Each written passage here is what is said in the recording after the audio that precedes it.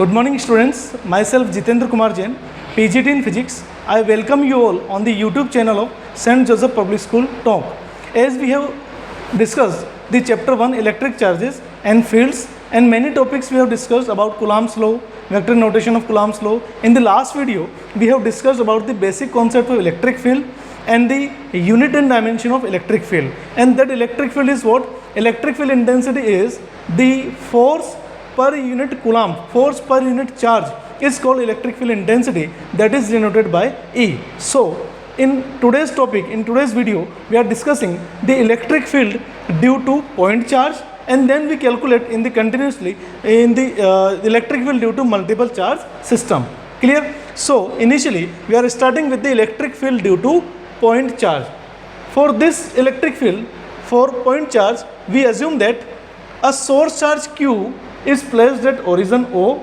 Source charge क्यों कह रहे हैं? Because this charge is generating, this charge is developing an electric field around it, and we are calculating electric field of this source charge Q. Clear? So this source charge is placed at origin O, and a point P is situated at distance R from this source charge Q. Clear?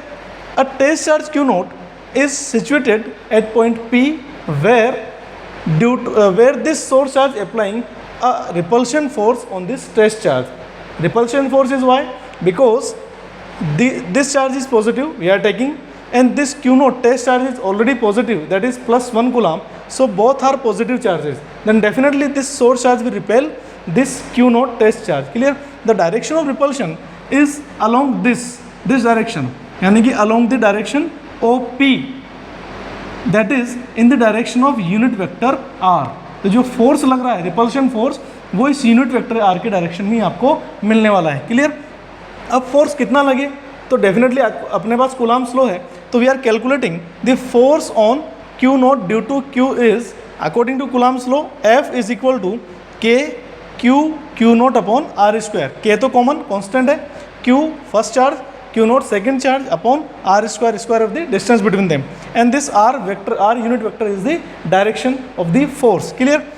But according to the definition of electric field, what is E is equal to F upon Q naught. जो अपन ने last video में देखा था उस definition को use कर रहे हैं और इलेक्ट्रिक फील्ड कैलकुलेट कर रहे हैं कि F upon Q naught. Means इस फोर्स की इक्वेशन में अगर हम Q naught का डिवाइड करते हैं तो हमें पॉइंट चार्ज यानी कि सिंगल चार्ज क्यू की वजह से इलेक्ट्रिक फील्ड मिल जाएगा. तो कैसे देख रहे हैं, देखो E is equal to F upon Q, तो E is equal to K Q naught upon R square upon Q naught. Clear? इस क्यू नोट से इस क्यू नोट को कैंसिल करें तो आपके पास जो इक्वेशन बचेगी वो क्या बचेगी, E is equal to K Q upon R square, R unit vector. It means electric field is also in the direction of unit vector R. Clear? And we can write this K is equal to 1 upon 4 pi epsilon naught Q upon R square. Means this charge is placed in vacuum or air, free space में रखा हुआ है, 4 pi epsilon naught. अगर मान लीजिए हम direction की बात करते हैं तो डायरेक्शन में आपको बोल चुका हूँ, direction of electric field along the position vector unit vector R cap. It means that is along the direction OP. किस डायरेक्शन में? Along OP. यहाँ से लेकर इस डायरेक्शन के अलोंग आपको क्या मिलने वाला है, इलेक्ट्रिक फील्ड की डायरेक्शन मिलने वाली है. Clear? If this charge is placed in any medium of permittivity epsilon, अगर यहाँ पर वैक्यूम की जगह हम कोई दूसरा मीडियम ले लें जिसकी परमिटिविटी एप्सिलॉन है, तो जो इलेक्ट्रिक फील्ड होगा किसी भी मीडियम में वो डेफिनेटली डिक्रीज हो जाएगा, क्योंकि इलेक्ट्रिक फील्ड भी इस परमिटिविटी के इन्वर्सली प्रोपोर्शनल आ रहा है, और जिस भी मीडियम के लिए परमिटिविटी ज़्यादा होगी वो डेफिनेटली इलेक्ट्रिक फील्ड वहाँ पर कम रहेगा, जो अपन पहले परमिटिविटी और डाइलेक्ट्रिक कांस्टेंट में डिस्कस कर चुके हैं. तो that will be 1 upon 4 pi epsilon Q upon R square R unit vector. इसका मतलब क्या हुआ, क्या चेंज हो रहा है मीडियम के आने से? मीडियम के आने से केवल मीडियम की प्रॉपर्टी चेंज हो रही है, जैसे आप एप्सिलॉन के नाम से बोल रहे हैं. क्लियर? तो यहाँ पर अगर हम देखें तो इलेक्ट्रिक फील्ड जो है वो किस पे डिपेंड कर रहा है, के तो कांस्टेंट है, जो Q है ये भी चार्ज जो रखा सोर्स चार्ज ये भी कांस्टेंट होगा, फिक्स वैल्यू का होगा, बट R जो है ये आप चेंज कर सकते हैं, मतलब इस पॉइंट P को आप अपने अकॉर्डिंगली इसको डिस्प्लेस कर सकते हैं, इसके चार्ज के नियर बाय ला सकते हैं, चार्ज से अवे लेके जा सकते हैं. तो यहाँ से हम एक रिलेशन देख सकते हैं कि this electric field E is inversely proportional to R square. ये सबसे मेन रिजल्ट यहाँ पर सामने आता है. इसका मतलब क्या हुआ कि डिस्टेंस के स्क्वायर के इन्वर्सली प्रोपोर्शनल है, means as we are increasing the distance of point P from source charge Q, then definitely electric field will decrease. Electric field will decrease. So we are plotting a graph between electric field and position R. किस तरह से graph plot करते हैं वो देखिए आप. Electric field and distance R में आपको ग्राफ प्लॉट करना है. वो ग्राफ मैं यहाँ पर बना रहा हूँ. देखिए, graph between electric field and distance R. Clear? किसके लिए? पॉइंट चार्ज की बात कर रहे हैं. यह आपने ग्राफ बनाया, R डिस्टेंस को यहाँ लिया और इलेक्ट्रिक फील्ड को y एक्सिस पे लिया और डिस्टेंस को कहाँ ले रहे हैं? x एक्सिस पे.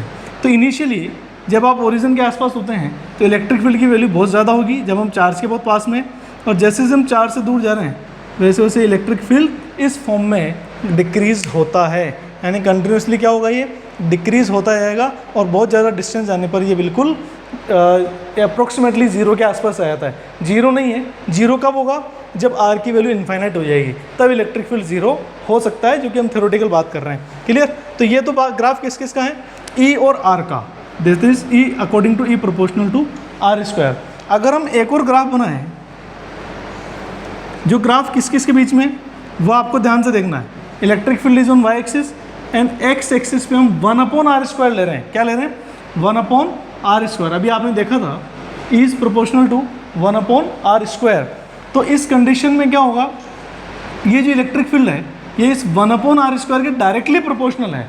इसका मतलब क्या कि हम यहाँ से अगर डायरेक्टली प्रोपोर्शनल ग्राफ बनाएंगे तो ये कैसा बनेगा? स्ट्रेट लाइन ग्राफ आपको मिलने वाला है. कैसा मिलेगा? Straight line. तो आपको दोनों ग्राफ का नेचर ध्यान रखना है. If you are plotting the graph between E and R, then definitely it is in this form, in this shape. If you are plotting the graph between E and 1/r square, then definitely it is straight line graph. Clear है?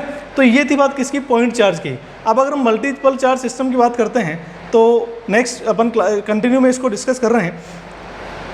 Stop करो.